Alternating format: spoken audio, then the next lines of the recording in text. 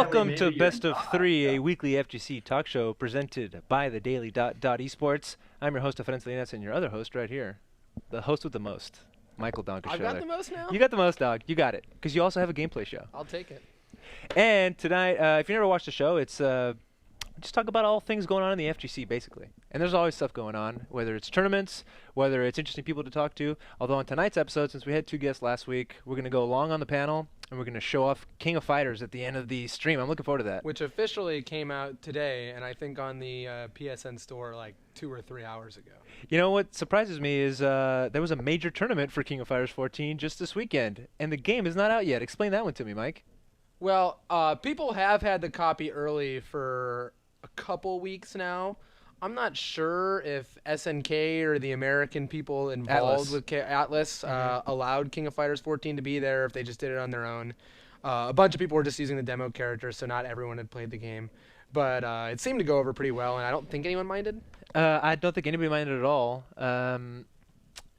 Absolute Battle's happening this weekend. We're going to be talking about that later, and it'll be the first official tournament with a lot of people who are good at this game. And I'm looking forward to that. And we'll be there at Absolute Battle. We'll talk about that later. But first, let's bring on our panel like we always do. We're joined by John Velociraptor Guerrero and Steve Ace King Offsuit Jurek. You know them. You love them. They're here, whether we like it or not. Just teasing, guys. Thank you for joining us. No, are you happy we're here? Because I can. Cool. You know, Steve and I can go do I got show. things to do. You know, I can. Guys, I apologize. Thank you for being here. Like we always do, we're going to go through some topics here, including a CPT recap in case you missed any of that. Steve is going to give you a breakdown of all that good stuff. Then we're going to talk about some general thoughts on the Hong Kong Esports Festival, which is where Daigo did his magic. And, of course, Summer Jam 10 happened. There was a lot of excitement there. We're going to talk about that. Then we're going to get into some esports topics.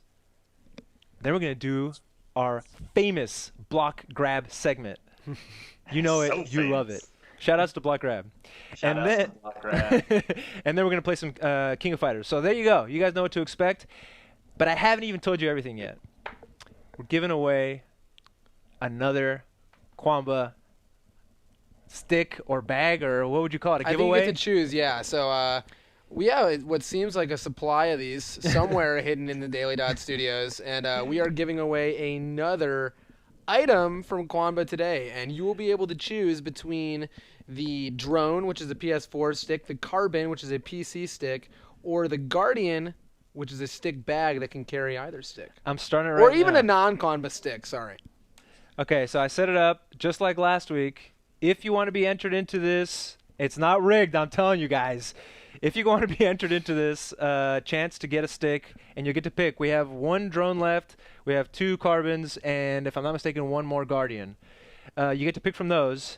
You have to type in #sellout. All right, guys, let's get the show started. And Steve, would you be so kind as to kick us off with a CPT recap, if you would, please, Steve? Well, if you guys want me here, I guess I can do it. 2 events this past weekend. Started out in Hong Kong with Esports Festival 2016. Incredibly deep field there.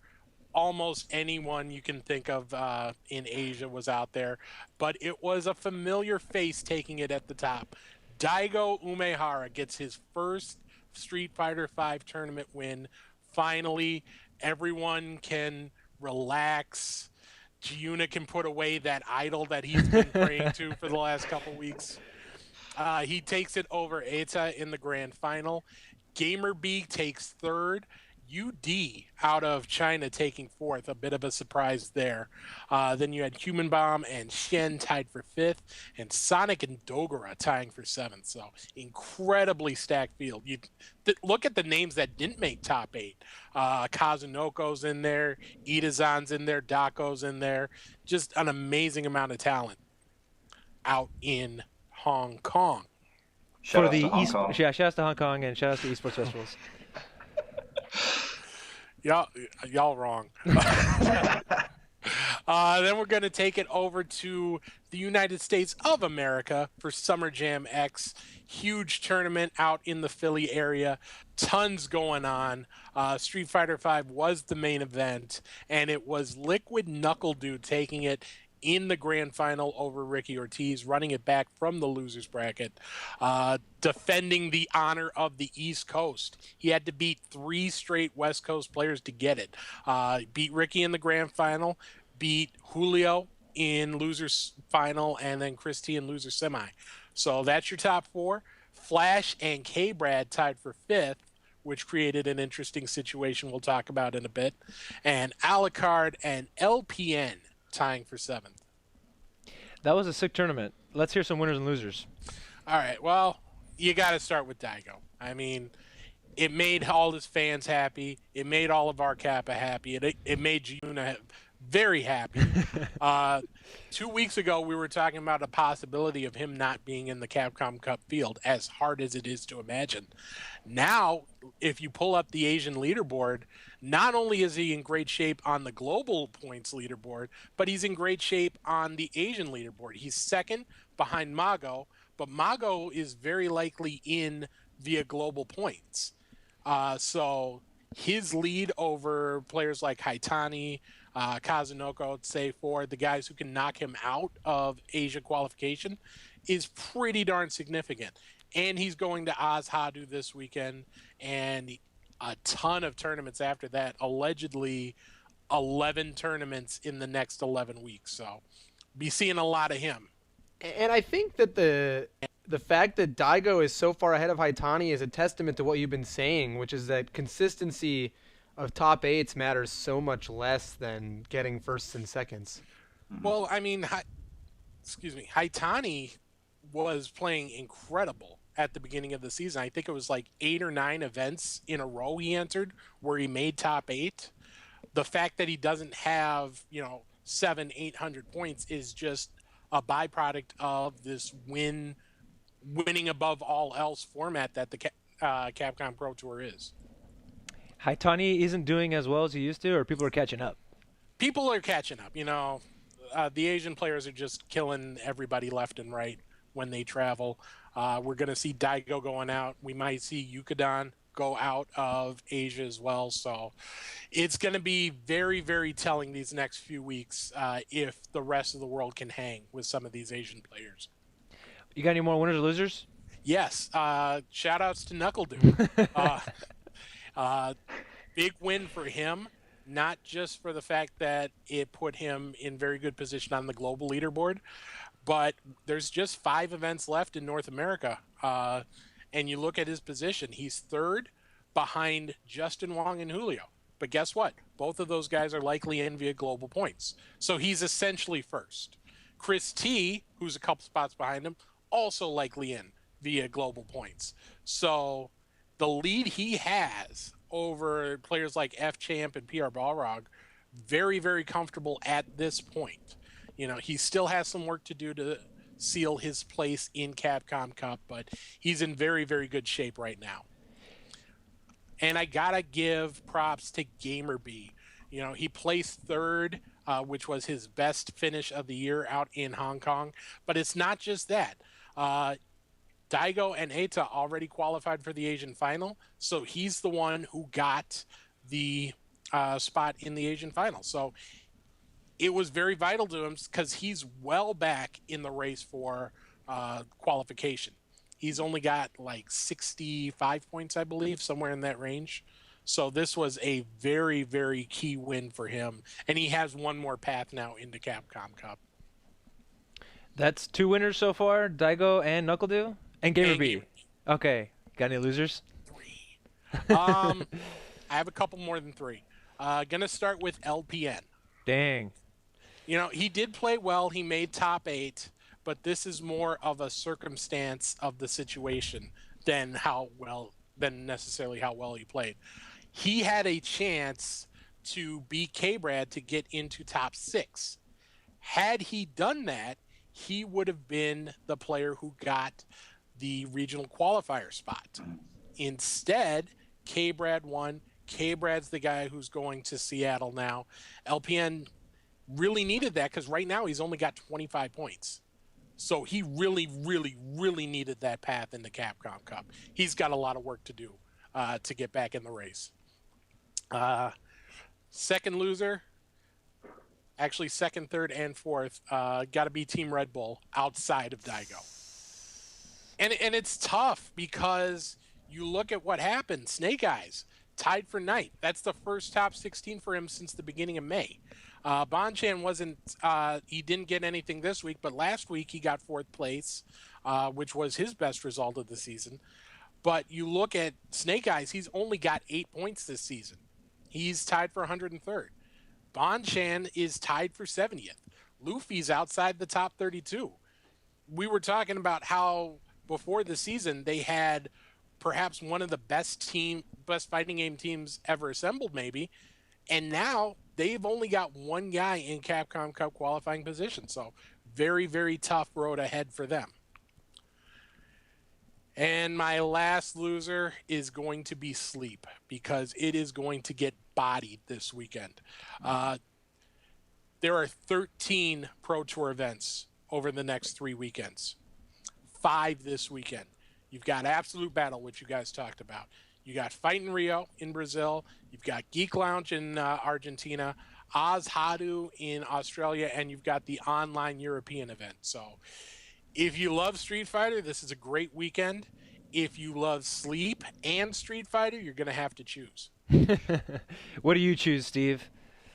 I choose Sleep Fighter because... You said it, man. You just chose both, I think. Shout out to Sleep Fighter. Shout out to Sleep Fighter. That tells you what I need to choose. All right, guys. I was trying to catch as much of this as I could, not only because of Z's godlike shirt that he was wearing. Here, let me get off this leaderboard here behind us. Daigo won his first CPT event for Street Fighter V. Had he won anything for 4, Steve? You're the guy that usually knows these things. He really hadn't been doing a whole lot tournament-wise. Most of what he's been doing has been streaming. He's been winning the streaming game. He's winning the cosplay competitions with that totally not a Ku Klux Klan member cosplay. That was awkward, yes. But there were some interesting things. I mean, first of all, shout-outs to Daigo, as Steve would say. This guy's really put in that work. We interviewed him at CEO, and he said, it takes me a while. I want to be what the fans want me to be, but it's going to take me a while. You know, I need to work up to it. I want to get good on my own terms. For some reason, that, in my mind, was going to take a year, take the first whole season as he develops his Street Fighter V game. I don't think this was a fluke. It seems like he's really getting there.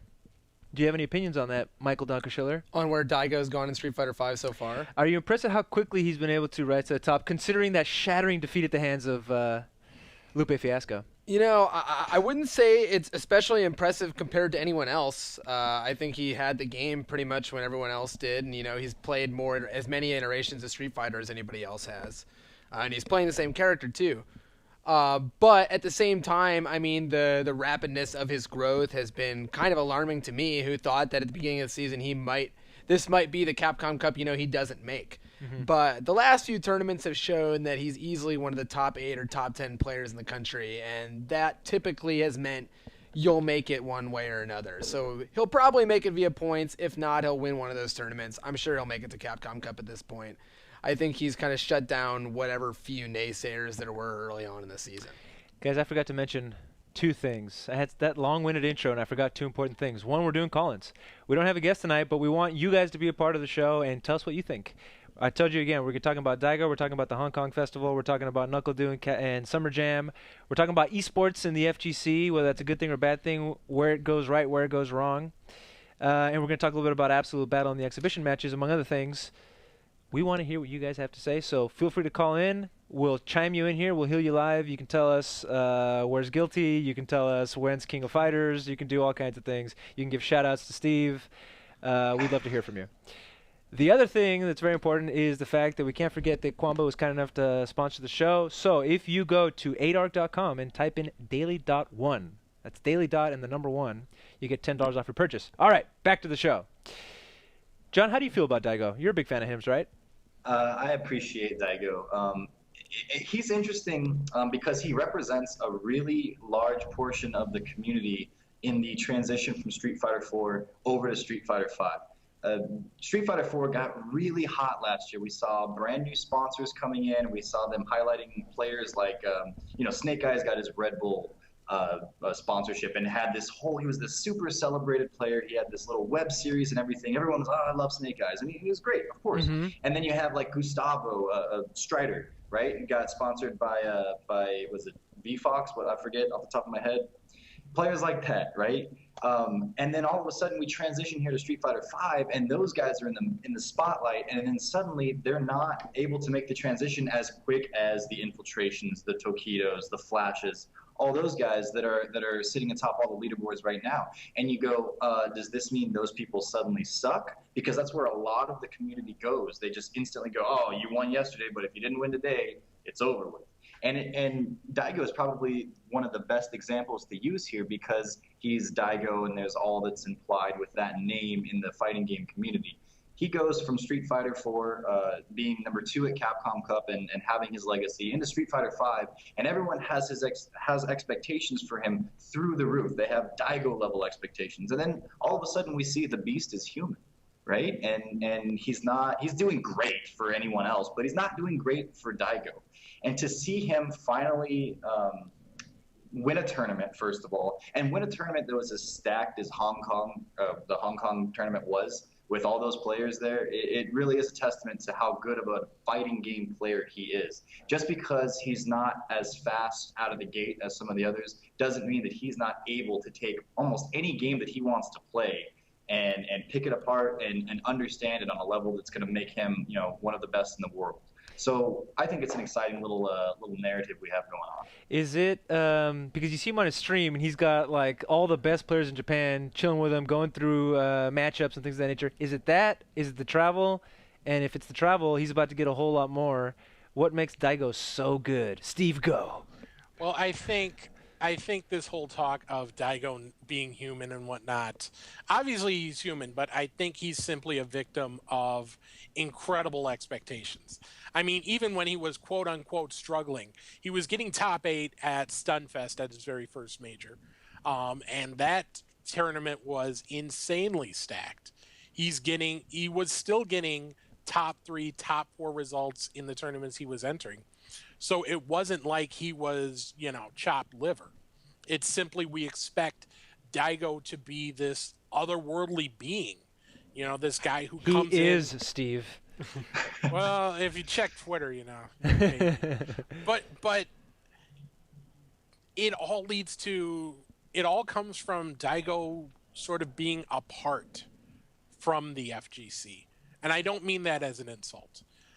Most of the FGC we see as, just regular guys. Like I could go up to LPN or Justin, have a conversation. Anyone can come up to me and have a conversation. There isn't really that separation between the stars and the common folk. But Daigo seems different, you don't see him with everybody else. He has a status of celebrity that's above and beyond anyone else in the FGC. So we have this expectation that he is just this greatest player because we treat him like he's the greatest player. And when he doesn't live up to that, then it throws everything in our minds out of whack. And then, I'd like to add just from a gameplay standpoint, as far as Daigo being so good at Street Fighter V now and potentially one of the best players of it, period, is I think that the game actually fits him a lot better than Street Fighter IV did. Why? And I think it goes back to some of his roots earlier on. The Fireball game in Street Fighter V is inherently a lot stronger than Street Fighter IV because focus attacks are gone, which used to be a universal option. Now a lot of characters in the game can't deal with them, and the few that are the matchups that I've heard Daigo complain about. I remember reading interviews of other Japanese players talking about Daigo back then, just talking about how his Fireball game was completely on his own level. And you've seen that so far in 5. The way he just picked apart people like Nemo and people like Ada back at the Well-Played Cup with Fireballs alone was just impressive. Mm-hmm. If you guys didn't catch it, there was some really interesting stuff that happened here. This isn't the game-winning round here, but both Ada and Daigo were doing some crazy stuff that I don't think people even knew. what I liked that Ada did here in the corner, and you'll probably see it here in a little bit, although we're technically not allowed to stay on this shot for that long for copyright reasons, was 3 dragon punches. You were trying to do 3 flash kicks in the corner the other day. You did 3. I know it's not the same thing, but in tournament the 3 dragon punches was pretty crazy. And then this I think it's a stand medium kick or stand light kick, confirm into V trigger into the fireball to the critical art. That to me just gets me real excited, man. You know me, the Stream Monster. Yeah, I mean, this game has a lot of those moments as a result of the way V-Trigger seems to give most characters, an automatic confirm out of neutral. So comebacks and big situations out of neutral are much more common than in Street Fighter IV, where they were more limited to, like, Evil Ryu doing some, BS low forward fireball FADC combo. Now everyone's got that. Well, there you go, guys. There was another tournament, and that was Summer Jam, and there's also a lot of cool stuff to talk about there. The first thing that came to mind is shout-outs to, as Steve would say, to KnuckleDu. He put out a couple tweets that I'm going to put up on the screen here. You don't understand how much this win means to me. Big thanks for everyone who cheered for me. Definitely appreciate it all. Now time to rest. The other one was this one right here. My first CPT win of the year. Slow start, but at least I know I can do it. And, of course, he threw in his signature do there. Not as game analysts, but as people who are part of the FGC. How do you feel about KnuckleDu winning his first CPT? I mean, I really like the kid from every time I've talked to him, so I'm glad he won it on a personal level. Mm-hmm. And I think as a player, it's been coming for him. He's definitely been one of the, at CEO, he was the only American player to make top 8. Mm-hmm. He's been pretty consistent throughout the season, and he's been one of the few American players to really make counterpicking work. He's played both Nash and Mika. He's even tried Guile a few times, but I think he's thrown that off his roster. So I think that the way he plays and the way he interacts with the public, I know he plays casual sets online with tons and tons of players, has really shown that anyone, no matter where you live and no matter how you get the practice in, can do it if you do it the right way. Mm-hmm. Do with a DU, of course. Of course. Of course. You know, with KnuckleDu, when I watch him, he's a great player, of course. But when I watch him play and such, I never am going like, wow, that was, I don't have like a moment 37 reaction to Du's play. So for me, as a spectator, he is always there, but he seems to fall through the cracks now and again. But if I look at his record, at his performance, he's been up in top 8 at Evo, right? And he's just always here in top 3, top 2s, always there, no matter what event he goes to. His record alone speaks volumes. And no matter if he's in the forefront of your mind or not, the guy is able to play fighting games, and I'm really happy for him that he was able to win over the weekend. I mean, I'm a West Coast guy, and I know all the West Coast people that were vying for the win there. But I still got to give it to Du. I'm really happy for him, and he is a great player, and he's a great representative for America. I'm happy to see him. If he makes it all the way to Capcom Cup, like he's a guy I can root for, and I think a lot of people can root for him. He's super young, he's super nice, he seems pretty humble. So yeah, go Du for sure. Go Do. Still hate him because he beat me at Evo. But Yeah. go on. I want to just mention that it wasn't just you talked about the West Coast pulling for Ricky for the Trinity. This was the first time that someone from outside of California won a North American ranking event this year. XSK Samurai won, Justin dominated, Chris T won, Julio won, Ricky won when everyone else was gone. So it's just when Justin was gone, excuse me. Well, I mean, in the U.S., everyone else is basically Justin. So there were a lot of people pulling for him for that reason alone, just to give East Coast some shine. It's just been amazing to me how the East Coast really hasn't had that big success like we thought we would, like anyone.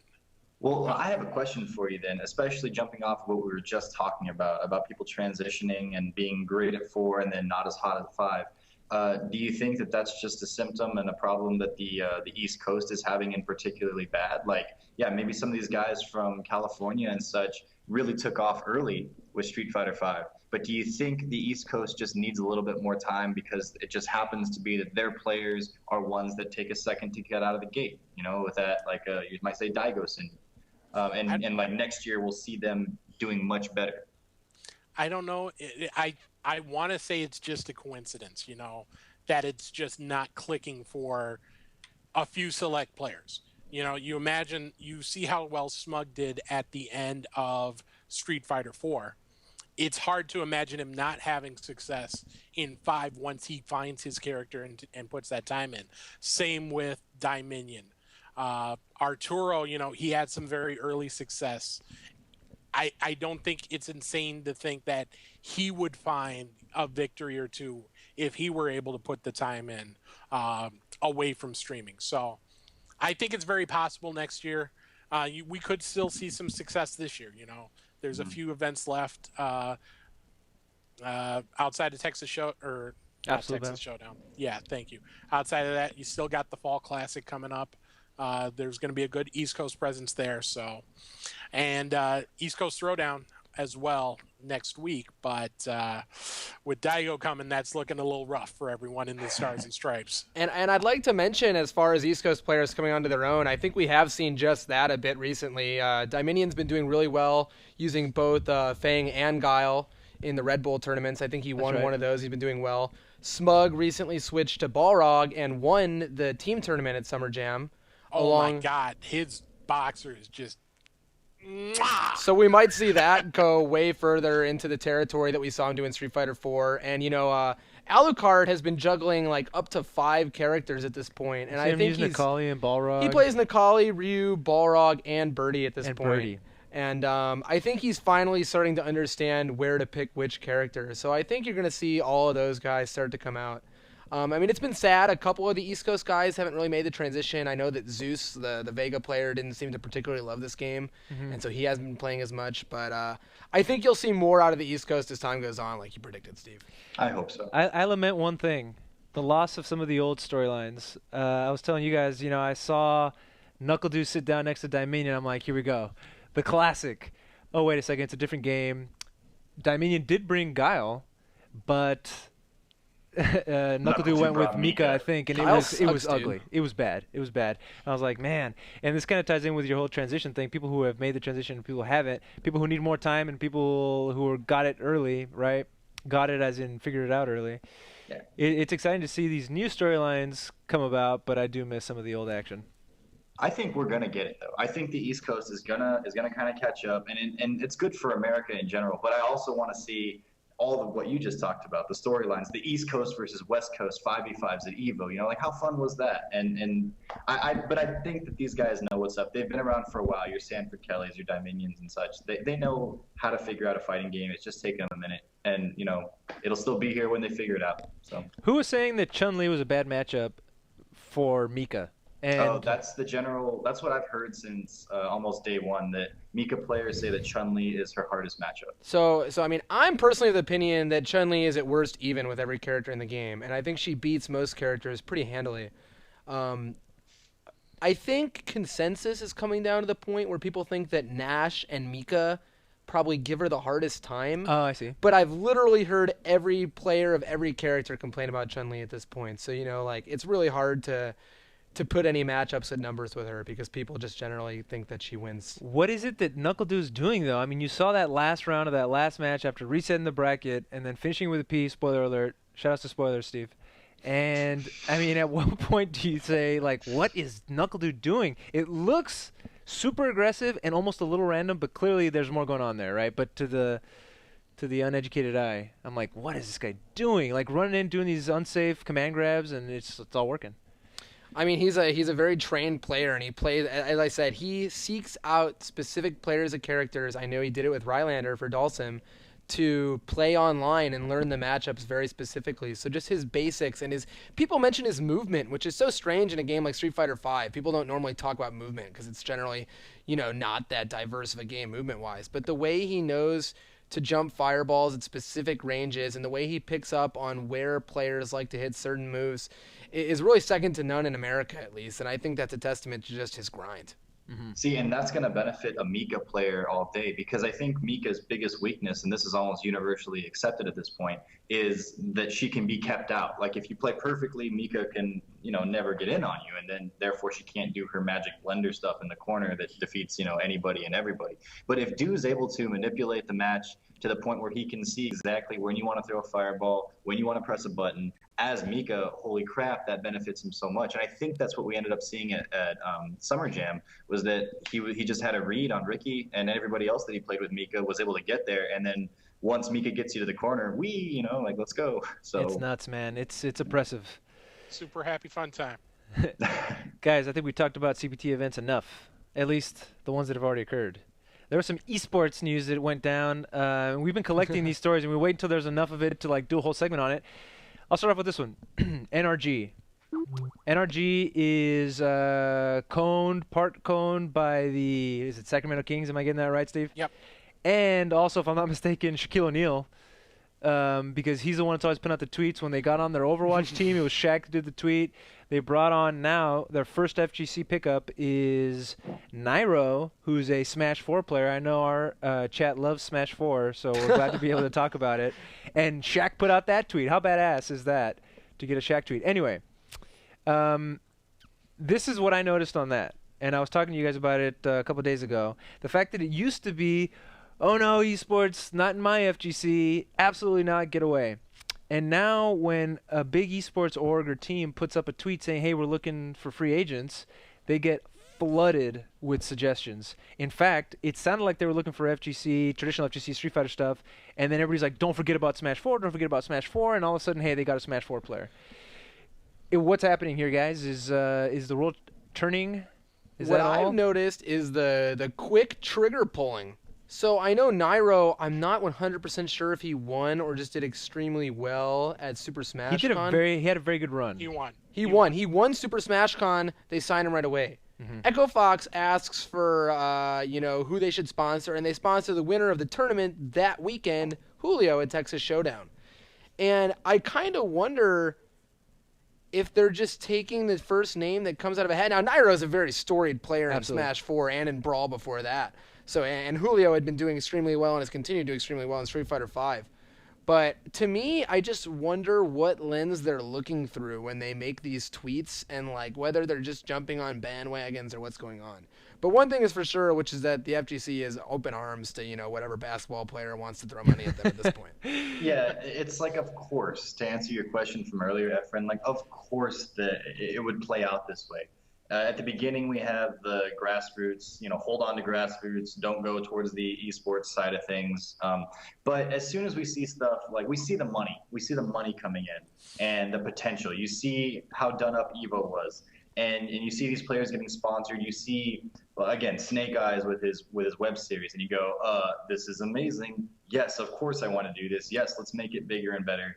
And as soon as you get that right in front of your face, I think 90% of those that were holding on to grassroots are going oh, no, never mind. I was stupid. Let's go towards esports. I want all the flash and the fancy, and yeah, let's go for that.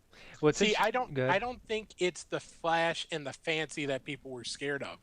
I think it was sterility.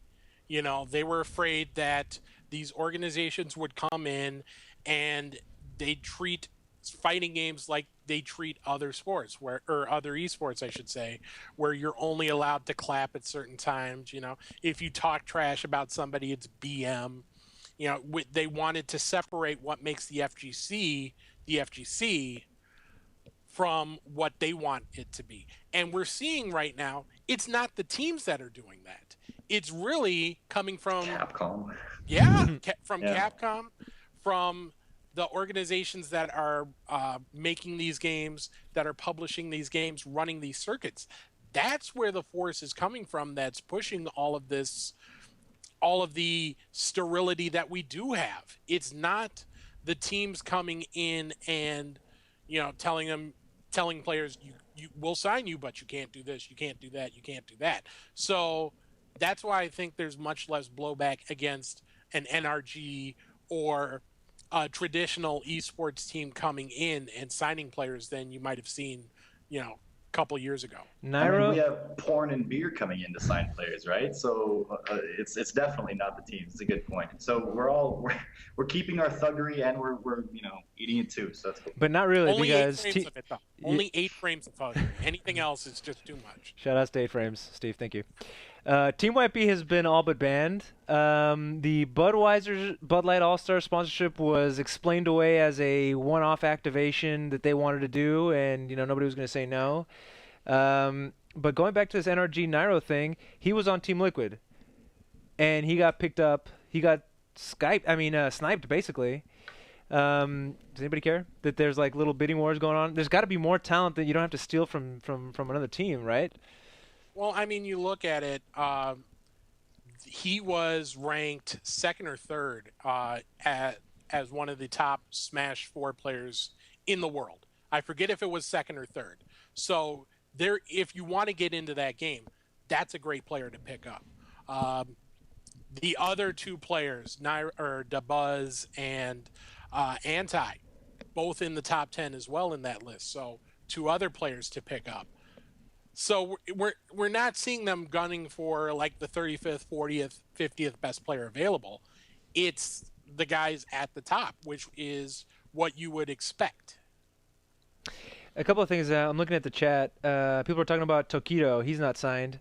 I guarantee you that he's got something in the works that they just haven't announced yet. Because, Steve, when we talked to him at CEO, he was like, I can't talk about that. He didn't say no. And I'd like to keep it real on that issue for a second, which is that 90, and people know this already, but at least 90% of the sponsorships that come through esports in general, and probably especially fighting games, aren't at the level where it's necessarily worth picking up, to be honest. A lot of them are a registration fee here, like a shirt that you wear, or a flight once that never turns into another flight again. And we saw, obviously Kazunoko get totally balled on by Zevron.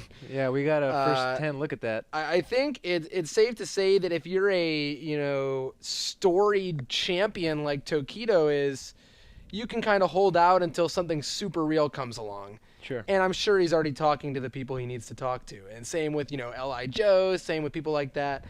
I think if you see these big unsponsored names at that level, they're holding out for something that they can really get excited about.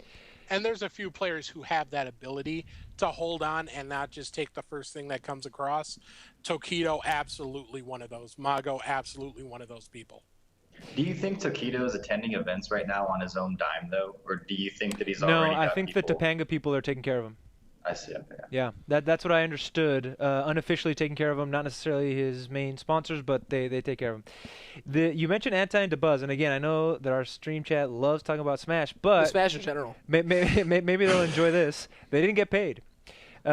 Steve, you wrote about this, am I right? Yes, I did. They had 3 Smash players that they signed 2 months ago. Hugs, a Melee player, at the beginning of June, and then DeBuzz and Anti, who was just on our show a couple weeks ago, in late June.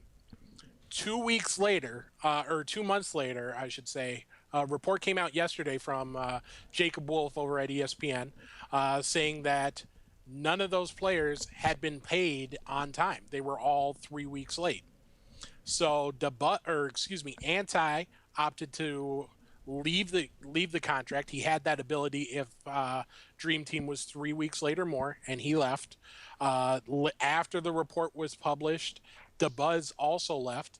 Hugs is still part of Dream Team. He accepted a partial payment of what he was owed, according to Jacob Wolf. So we'll see how that develops in the coming weeks. Steve, how dare you?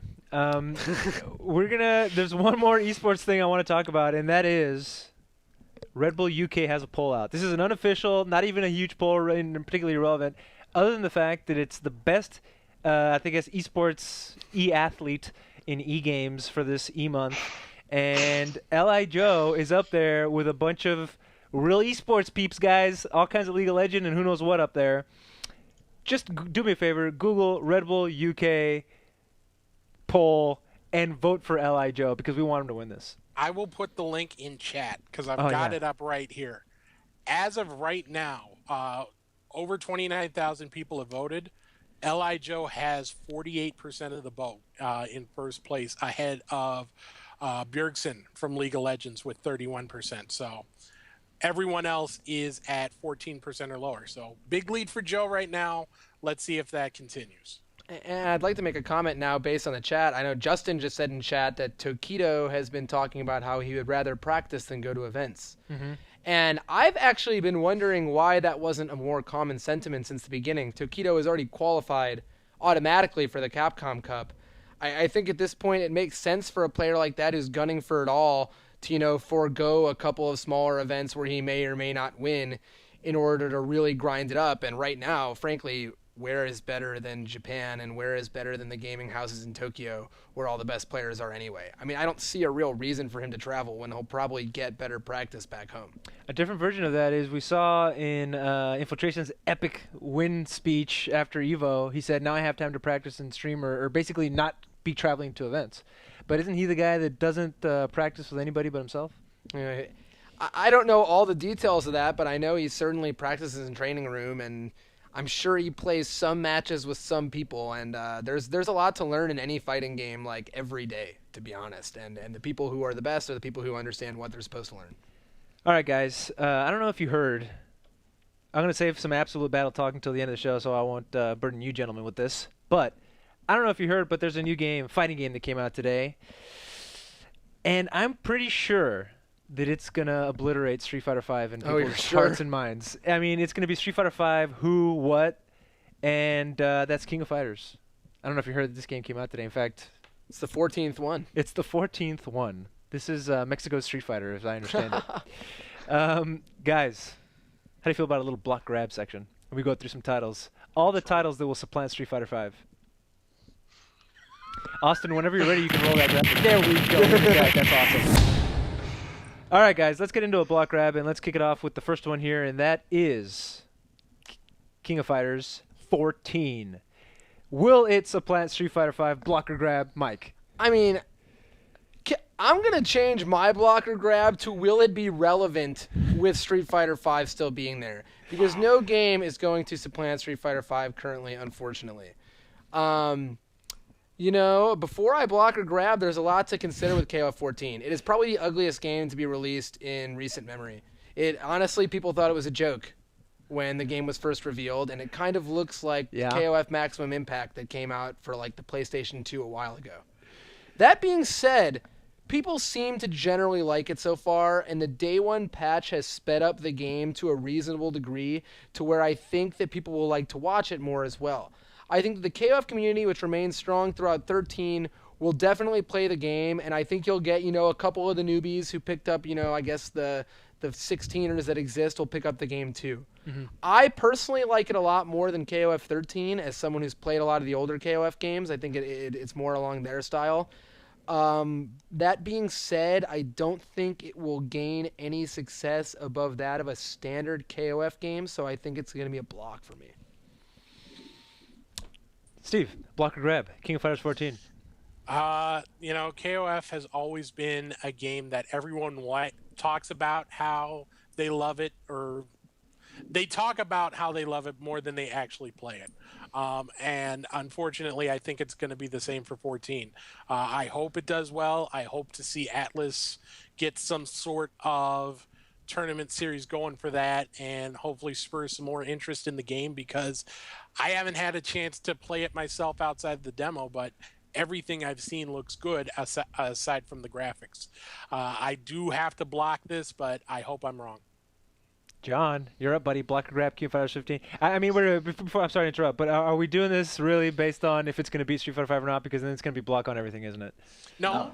All right, there we go. It's not. Good. Let's hear it. So just to be clear here, you're saying you want to know if King of Fighters 14 is going to basically take the spotlight away from Street Fighter 5 and become like the center of the fighting game community. Not just King of Fighters 14, but the other titles as well that I'll be mentioning here. This specific question right now, we're talking about KOF 14 though? See.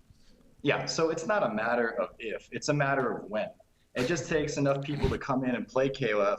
Did you know that you can use 3 characters in King of Fighters 14? You can only use one at a time in Street Fighter 5. Now, the only thing that you might make an argument for as far as Street Fighter 5 being better is that King of Fighters 14's graphics are kind of shitty.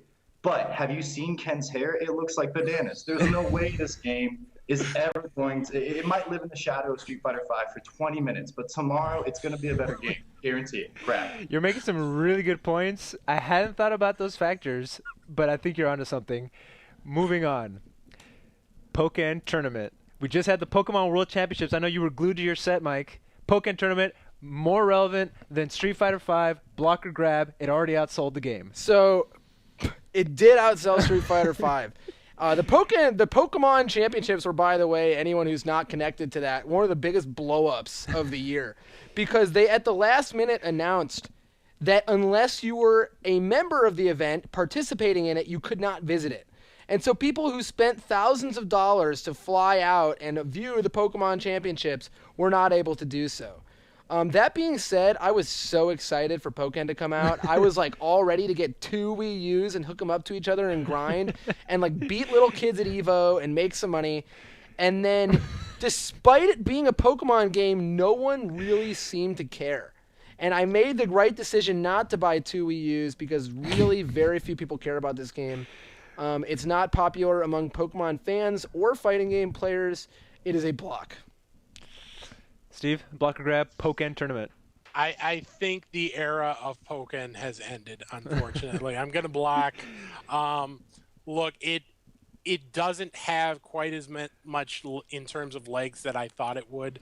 I was surprised, honestly, when they created the Pokken Tournament Championship Series. It's good to see Nintendo, or at least a Nintendo subsidiary, put some effort and some money into competitive play. But really, I think this was just a teaser, hopefully for something for Smash, because I'd love to see that game get something, but it's not going to be Pokken. I'm sorry, block. John, block or grab, Pokken. Okay, so Pokken hasn't had the greatest success so far. But that's just because everyone's saving up to buy 2 Wii U's. Once everybody can buy 2 Wii U's, you can have your friends over and you guys can play Pokken together and talk shit to each other's faces. Pokken, the whole point of this game is to beat somebody with Gengar and then talk shit to them. And like you can't do that online effectively. When you can have your friends come over and play on 2 Wii U's at the same time, then there's no question. Who's going to play Street Fighter V when you can do that? Plus, you can be Mewtwo in Pokken. So, grab. Do you think the fact that Pokken shares a word with smallpox in the German language had an effect on the early standings of Pokken Tournament, and that's why it's not doing as well? John.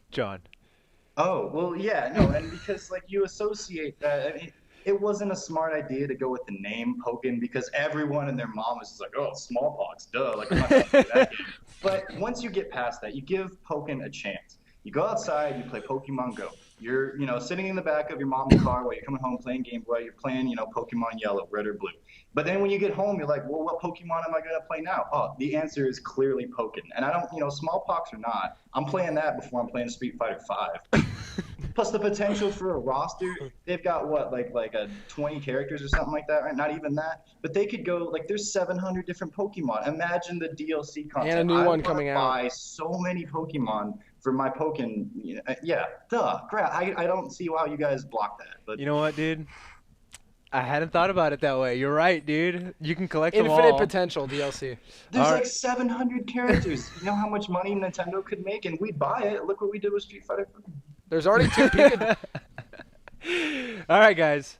So that's block on everything for you, block on everything for Steve, grab on everything for John, if I'm not mistaken. We've only done 2 games.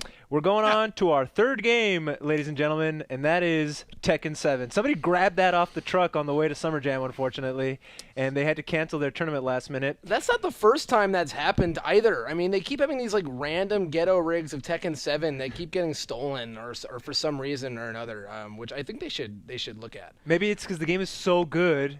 It's so ready. I can already anticipate John's response. I think that, for a Tekken game, Tekken 7 is a grab. Okay. In the sense that I think Tekken 7 will outperform the recent Tekken games, at least in a streaming sense and in an entrance sense in the tournament scene. The game has been considered, and, Eris came on the other week and said, it's easier to play, it's much more enjoyable to watch because of the replay system and the slow-mo that goes in. It's like the last hit goes slow-mo, right? Yeah, and the game is beautiful, unlike KOF. And in general, I think it'll do better than other King of Fighters games. That being other than Tekken games. That being said, Tekken has really not gotten off the ground in America in a long time at all. To the point where I think anime games are often more popular than Tekken games. And who plays anime games anymore? So I will grab Tekken in the sense that I think it'll do well for a Tekken game, but I don't think it will do anything crazy. Steve, you're up, buddy. Tekken 7 blocker grab. I am going to grab this one if everything goes right. You know, there's a real hunger out there for Tekken. It's been 4 years since the last game came out in the U.S., Tag 2. It's been 8 years since Tekken 6 came out in the U.S. So there are a lot of fans hungry for this. And then with the inclusion of Akuma, that's just a way to bridge people who are only familiar with Street Fighter in and bring them into the fold. Everything I've seen from the game has been exciting. It had a great top 8 at EVO. I think there's some real excitement about this. And I think it will take the spotlight, at least when it comes out.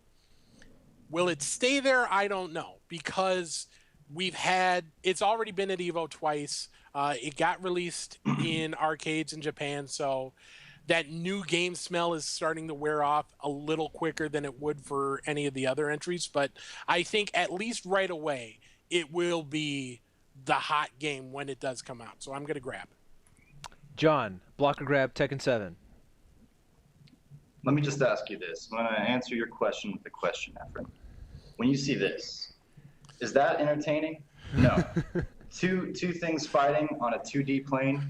Who cares about that? But look, what about this?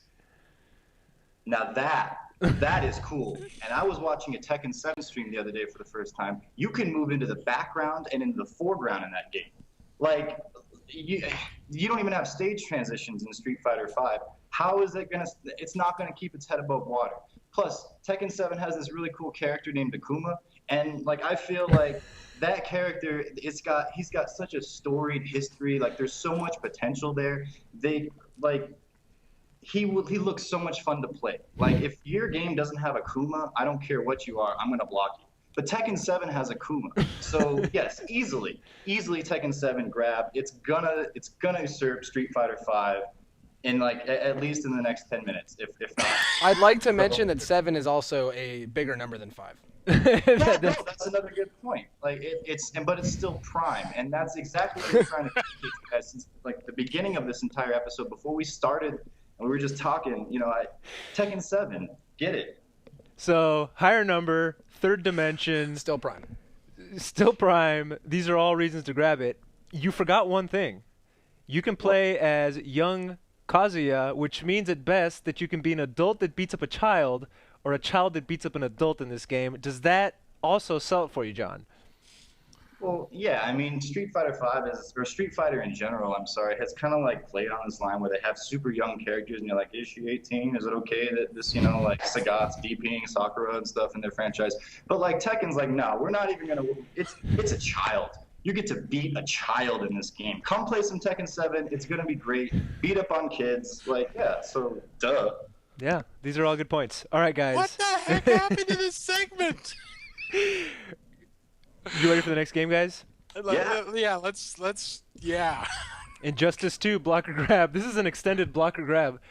Injustice 2, it's clearly going to take the place of Street Fighter V. I openly thought Injustice 1 was one of the worst fighting games to ever be released. You can't be saying that with a straight face. 100% honestly, I thought that game was trash.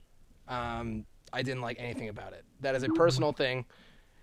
But I also feel like the game fell off really hard. Yeah, when Mortal Kombat came out. Not only when Mortal Kombat came out, but well before that. That game had maybe one of the worst cases of NRS syndrome with buffing and nerfing characters, to the point where characters that were top tier the week the game released were unplayable the next week. And characters that were top tier that week got buffed the next week, and just anything seemed to go for that game. Sonic Fox got to play Injustice 2 early and seemed to have high opinions of it. And for the most part, people seem to be more positive about it than Injustice 1, and a lot of the people who don't like MKX, that liked MK9, seem to like Injustice 2. They've got the whole weird gem thing going on that like a reminds armor us of system. Street Fighter Cross Tekken. You never want to be reminded. Which Street most Fighter people Cross Tekken. don't seem to want to be reminded of. I'm gonna block. I really think that I think that NRS needs to prove that they can do the right thing with their patches instead of the wrong thing for people to jump back on their ship again. So maybe this will be the game that steps them back up to the point where I think people trust them a little more. I mean, sales-wise, it'll destroy Street Fighter V, though. So if we're talking about like what game's going to make more money, yeah, I mean, Injustice 2 will kick its ass. People are very happy. Ugly Wonder Woman became slightly more attractive. I Wonder love Woman. Supergirl, though. Supergirl's cutie. I'm going to play Supergirl for the day I play the game. Steve, Injustice 2, block or grab? I am going to grab it on the caveat that it doesn't do what Donka was talking about in Super NRS Syndrome. I mean, this has the potential to be big.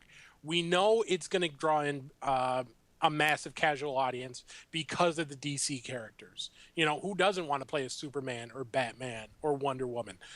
We know there's going to be some sort of pro circuit behind it with some significant money, because we saw what happened with the ESL Pro League for MKX. All it's going to come down to is the title good at launch, and is it a good competitive game? If NRS can get that right, and I hope they can, then it does have the ability to not only just take the spotlight at the beginning, because remember, MKX did that too, but hang on to it for much longer than Mortal Kombat X did. So I'm going to grab with that caveat. John, can't wait to hear if you're going to block or grab Injustice 2. Oh, God. Here's the thing. I would not have said that Injustice 2 was going to beat the crap out of Street Fighter V when I first heard about it.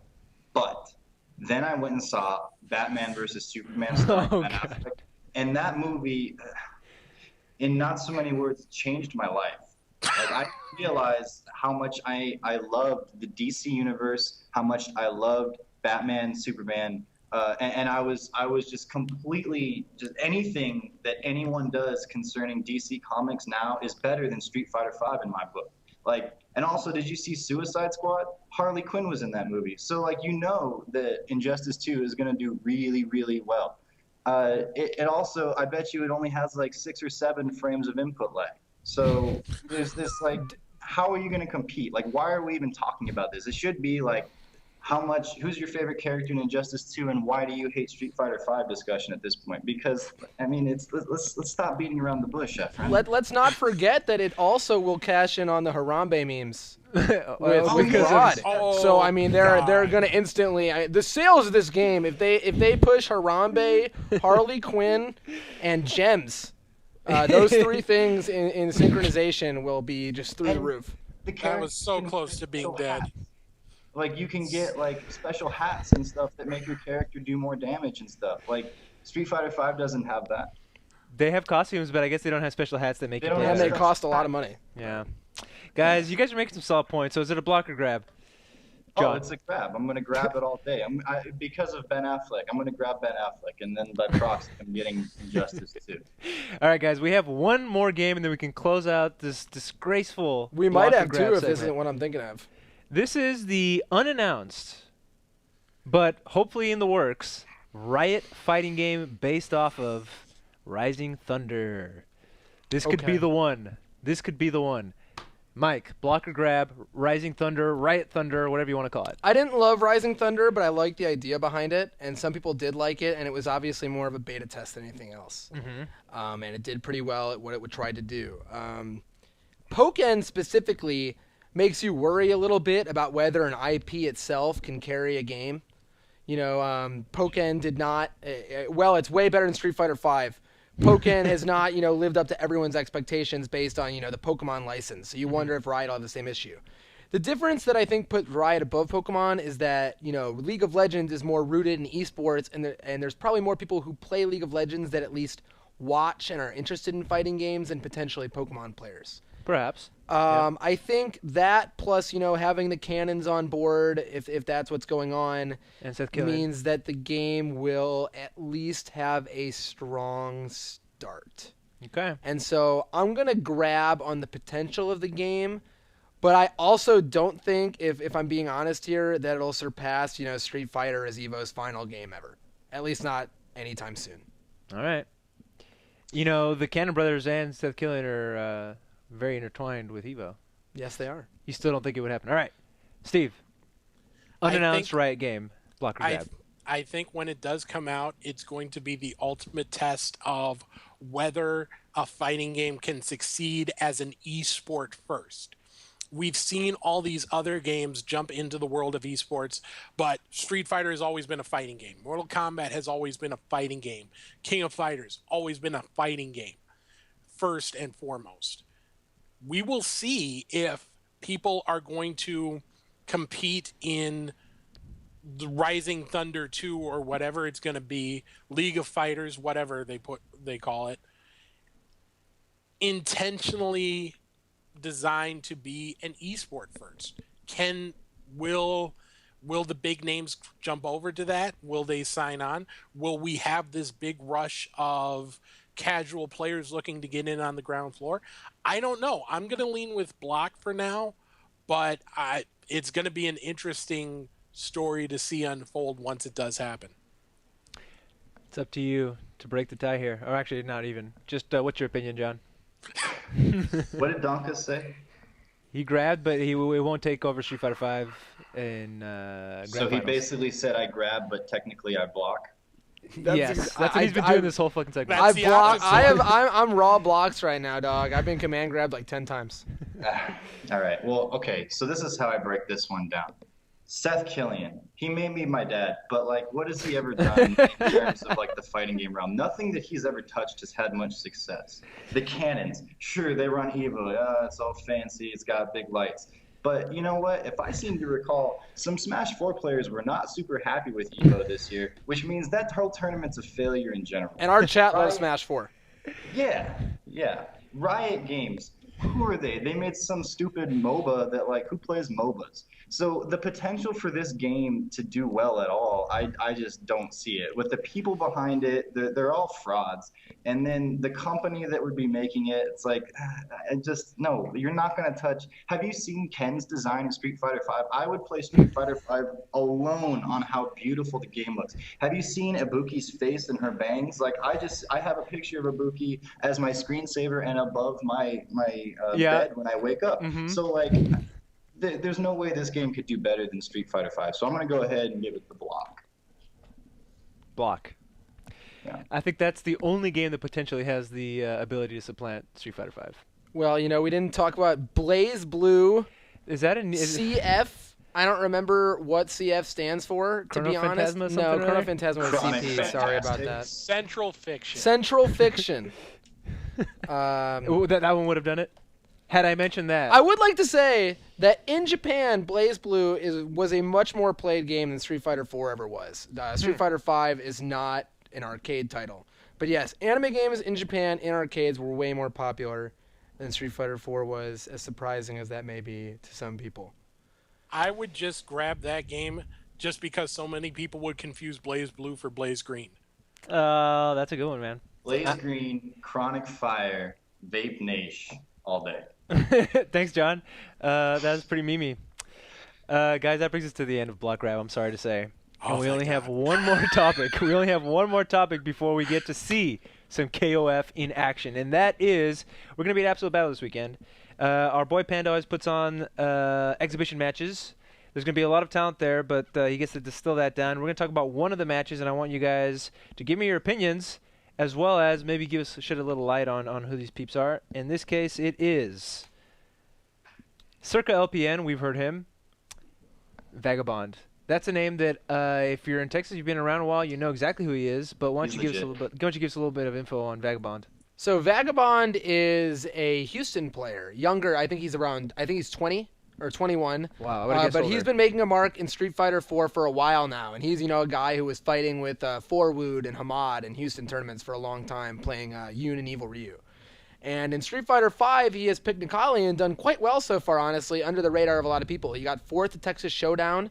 He got 17th at CEO. He did pretty well at EVO. He's always at least, made it well past pools at every tournament he's gone through. And I think he's won like every tournament in Houston so far this year among a bevy of pretty good players. So he's definitely a very, very strong player. And in my opinion, the favorite to win this match. Oh, really? Do you gentlemen agree But with that's that? mostly based on bias because I've never seen these two play. Y'all have anything to add to that? Should I go to another exhibition match that I wanted to... Oh, but we have to talk about LPN.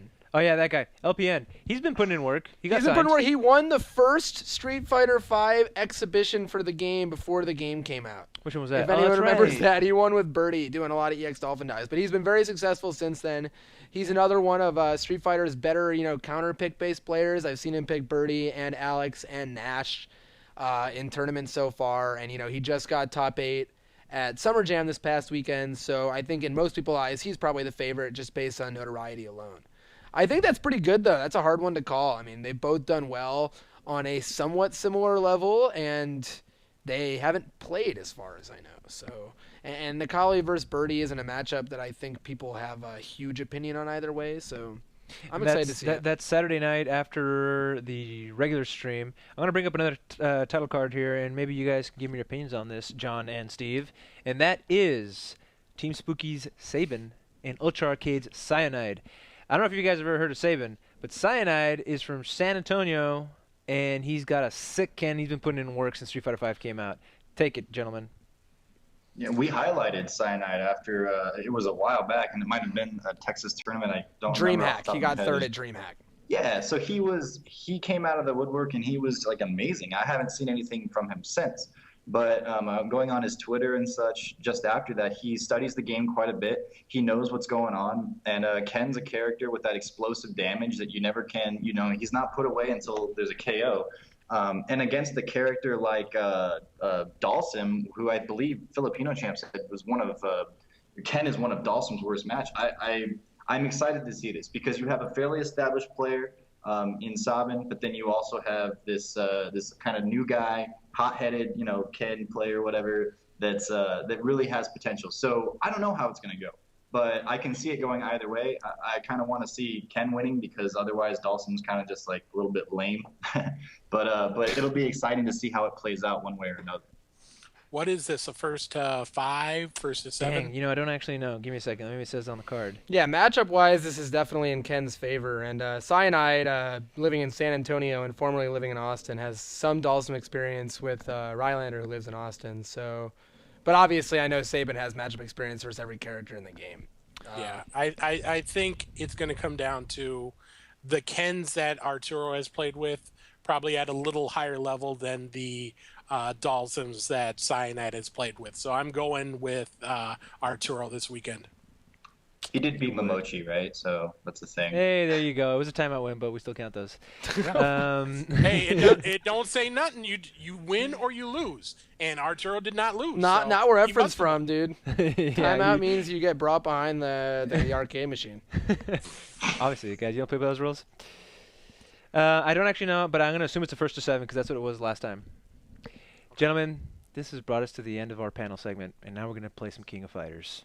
We went long. Have fun. Appreciate you guys coming on and talking and giving us your blocks and grabs. Steve, you look like you were about to say something. If you value sleep, get it now. I'm gonna be dead this time next weekend, this time next week. So rest up, enjoy the weekend of Street Fighter V action, and burn to fight. Burn to fight. Yeah, we went from rise up to burn to fight. We'll see. Burn to fight. Take some fat rips, vape niche, bro. This guy, dude, he's gone H3 crazy. It's in the brain now. All right, guys. Thank you very much for joining us. We'll see you next week. And before we get into King Fighters, just remind everybody, you can type in #salad in the chat, and at the end of this, unless we lose the box, by the end of this stream, we're going to click a button, and then we will have a winner, and you get to pick, do I want a drone? Do I want a carbon? Do I want a guardian? You get to pick one, and we'll send it out to you. Or, for the less lucky ones, you can enter the code daily.1 on the website and get $10 off already some of the more affordable sticks on the market. The PC stick is $50, $40, It's a steal. It's a steal, man, with the code daily.1. That code works through the 28th. After that, we're going to have a separate code, and we'll let you guys know about that. So, yeah. Type in hashtag sellout.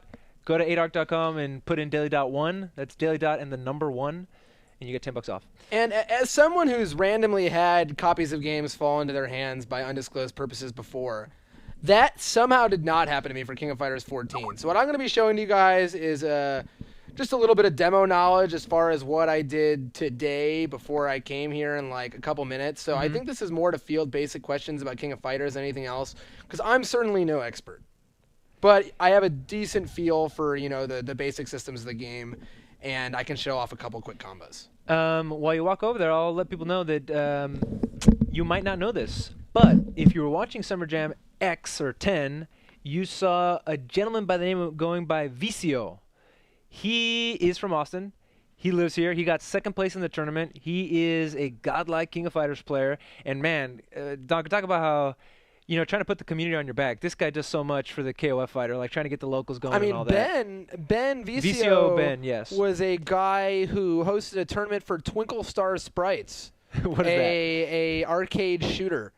And got a Twinkle Star Sprites cake custom made. He's a guy who really loves the community. He's a guy who, when I started playing an arcade UFO, was, putting in tokens for me after he beat me to teach me KOF. Are you serious? So, wow, yeah, that's real a good stand-up guy. So far in King of Fighters 14, I've been really liking Zarina. There isn't much of a reason for that other than I like her toucan. That's really the only reason? What do you like about the toucan? The toucan's name is Coco, which is a fun name for a toucan. It reminds me of Fruit Loops. And she is a yellow. Yellow and green and orange are my favorite colors for fighting game characters to be. So, I mean, the whole bevy of things is there. And she's really great. So if anyone has any questions, I guess that's mostly what I can go over. I'll just play for a little bit, show off some combos I've found so far, and how I feel about Zarina right now. I'll be monitoring the chat. And if any questions come out specifically for Donka, I'll ask them to you, man. Now, wait, you're playing with one character right now? You didn't pick 3? No, this is just training mode, so you just pick one. So a couple of changes we've seen in the Day 1 patch is that the speed of the game was generally upped a little bit. Despite what people said early on, people checked the frames of the game, and Kyo, for example's hop was around 10 frames slower in King of Fighters 14 than it was King of Fighters 13. And they've made it so that it's only about 2 frames slower now. So hops and jumps are sped up a bit. The game's been sped up a bit, and a few other things have been balance changed. So, for example, CDs always wall splat now, no matter what. It doesn't have to be a counter hit. Shune got nerfed a little bit. Mai got nerfed a little bit. I can't really go into all the specifics, but there's that. We already have a first question here for you. And that is from Bloomtoon, who, by the way, shout outs to Bloomtoon. He always hits us up on Twitter, and he has subbed for 2 months straight. Oh, wow. Donka, what do you think of short jumps? Gimmick or viable tech? Short jumps in Street Fighter or talk about this game right here, King my of friend. Fighters? Because I know that there's jumps, hyper jumps, and I'm not quick sure jumps. exactly what he's asking about. If he's talking about hops, I mean, hops are incredibly good, and they've been a staple of because in King of Fighters, you can hop, which is a small jump, which is a bigger jump, hyper jump, which goes even further than jumping, or hyper hop, which is an extra long version of a hop. And so there's 4 different ways to jump based on how you do the stick. Would you categorize that as an obstacle towards getting in this game? Yes, hopping is kind of tricky at first. I think a lot of people are used to holding up forward or up backwards to jump. And if I can turn on the inputs here, I don't know if they'll properly really display. I don't know if they're good for displaying this. Yeah, they don't really. They don't show how long you're holding the button. But hops are a little bit tricky to do. But to be honest, I don't think they're that hard. And I think King of Fighters is a really good beginner's game in the sense that it's easy to grow with. The concepts of rushing down and hopping and getting in work well at a base level, and then they work well later on with, improved ability in the game. And it's a really fun game to grind, and you can play it kind of mindlessly in training mode and still get way better for a time being because there's just so many executional obstacles as opposed to Street Fighter. What would you say you like about this game compared to Street Fighter V? 7's bigger than 5. No. So for me, who had played mostly anime games and Marvel, the game's a lot faster than Street Fighter V, for example. I mean, obviously, like the rushdown and Zarina is not a fast character, but the ability to jump over and over again and get back in and run across the ground instead of dash makes the game a lot higher paced. And I think for me personally, that makes it a better break. It makes it a good break from the game, and it makes the game a lot more fun to play in casuals without going 100%. What I like about it competitively as opposed to Street Fighter, like in a tournament standpoint, is partially that you get to play 3 characters. I like that. So in this game, you play 3 characters, not at the same time. There's no assists, but you get to play all of them in a specific order. Your first character gets 3 bars, your second character gets 4 bars, and your last character gets 5 bars. And so there's a little bit of strategy. I didn't know that. Yeah, so typically you'll put your last character will be the one who makes use of meter the best. Okay. And they'll be kind of the ones, like doing the craziest combos, whereas your first character is good at building meter. Cool. Actually, that's news to me, man. As somebody who hasn't played the game, that's cool. And so Zarina and like 14 other characters are new to this game. She's pretty cool. She has really big buttons. She's a brand new character? She's brand new to King of Fighters. She's never been in King you? of Fighters before. They made her just for me. She's yellow and has a toucan. As I told you, those are my only 2 requirements for a Street Fighter character or a King of Fighters character. Interesting about her, she has a normal that launches in her down C, as people would say, C being a heavy punch in this game, so we'll just call it a heavy punch. ABC, like similar to... A is a light punch, punch. B is a light kick, C is a heavy punch, and D is a heavy kick. There's only 4 buttons in King of Fighters. Gotcha. If you press heavy punch and heavy kick together, you get another move called a CD. Easy to figure out. And there's one of those in the air and on the ground. Other than that, it's just special moves, just like Street Fighter. I was screwing around with this game, and I was using King of Dinosaurs, and it looked like if you mash one button, you get combos. Yeah, that's popular in a lot of games that have been coming out from Japan recently. They call it Rush. And basically, if you just press A, you'll get a basic combo. In this game, there may be exceptions, but I think they're pretty useless other than as a new player tool. Occasionally, low B, stand A will be your most damaging meterless combo, but it's pretty rare, and typically it's not something you need to know if you're playing the game seriously. But it makes it more fun for people to mash in. All right, let's see if we got any questions coming in here.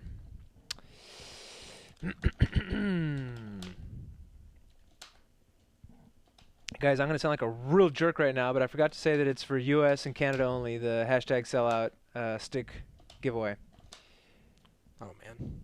I've just been figuring out combos in this game so far, so this is like the best back to the corner combo I've found. We don't actually have a ton of... And you can do DP after that. We don't actually have a ton of... So I guess one thing I'll show so far is we see in Summer Jam, the top 2 players were El Rosa and Vicio playing pretty standard KOF games. But then in 3rd place, we saw a guy who went by Lazy Freddy, I think, who showed off a character that I think a lot of people so far think is one of the easiest or cheapest characters in the game. So if you're trying to win your release day tournament today, I'm going to suggest Nakaruru. And Okay. Nakaruru is not new to King of Fighters. Nakaruru has been in a variety of SNK games, including a Capcom game, Capcom vs. SNK 2, and Capcom vs. SNK 1, where she was the strongest character actually in that game as well. So Yo, I don't know how strong she is. she's got a hawk? She's got an eagle? Super easy to win with at a low level so far. So one thing I'll show you is a strategy that's dominating right now at a low level. Her down heavy punch is this gigantic air swipe that is a good ground and air poke. And it can be canceled into a safe special move, which is this rush punch, where she goes in and then goes back out. So even if you block, you can do the back out? You can back out and it's safe and it combos on hit. Wow. So if you're trying to beat your friends right now, throw this eagle and rush in and rush out and mash this button and you could get 3rd at Summer Jam. And I'm not kidding. That is the vast majority of what the dude was doing. Obviously the game's harder than that, but right now, my suggestion for the cheapest baby pick in the game is Nakaruru. We have a question from Magic Amy. Do you have to unlock the colors in training room? In hell mode?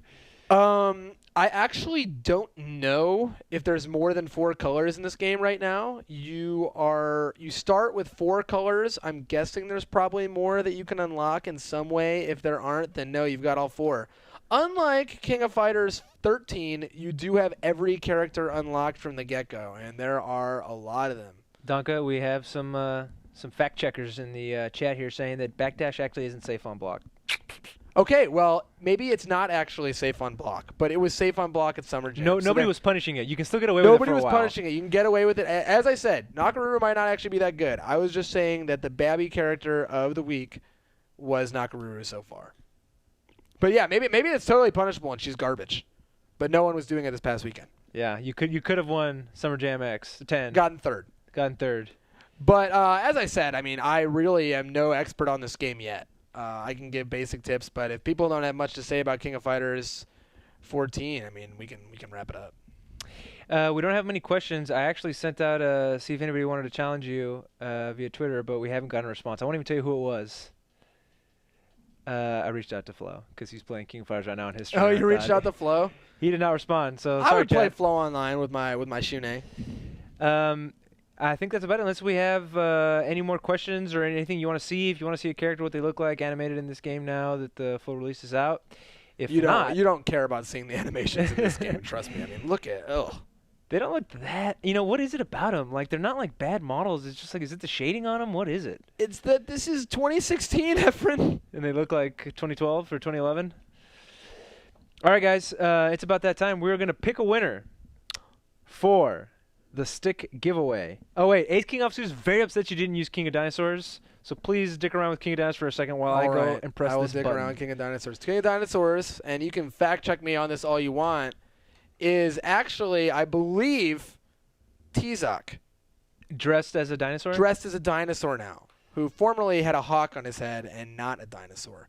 And in his win quote, he says that if you work hard enough one day, you too can be a dinosaur. And by the way, King of Dinosaurs was one of the recipients of Day 1 buffs. Oh, His really? walk speed has been increased, despite how lumberingly slow he looks. That is faster than he was in the demo. All right, guys. We have officially 218 entries for the stick giveaway. I'm hitting the button. Oh, shit. We got 219. I'm hitting the button now. You ready? The winner is Recorded Live. Who is it, Efren? Recorded Live. Recorded Live is his name? Recorded Live. Well, Recorded Live, you're the winner of your choice Recorded Live. Sending you a message now. of a Konba Guardian or a drone or a carbon. And that's pretty cool in my book. There you go, guys. But With you're it- all winners because you've got a $10 off code with daily.1. That's right, man. That makes you a winner. If you're playing on PC, you really cannot do And I'm worse. playing on the drone right now. That's the most affordable PS4 stick right now. The Capcom Pro Tour is played on. Austin, there's no need to put the hashtag sellout tag again because the giveaway has already happened. The drone is the most affordable stick right now, and if you're playing the CPT, that's the one you want. If you're playing on PC at home, you cannot do worse than the Carbon, especially with that coupon code. I'm hitting up Recorded Live right now to tell them to hit me up. And that's the show, guys. We'll see you next week. We'll be at Absolute Battle. Definitely check that out. That's Panda X Gaming stream. He puts on one of the cleanest streams, and we're going to be trying our best to put on to augment the experience for you guys. We're doing morning show, halftime show, and a post-game show. And, of course, Donko will be on the mic commentating, and we'll be shooting some videos for you guys as well. See you next week, guys.